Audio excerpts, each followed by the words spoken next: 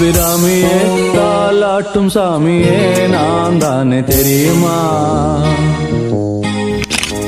சிவகாமியே சிவனில் நீயும் பாதியே அதுவும் உனக்கு புரியுமா?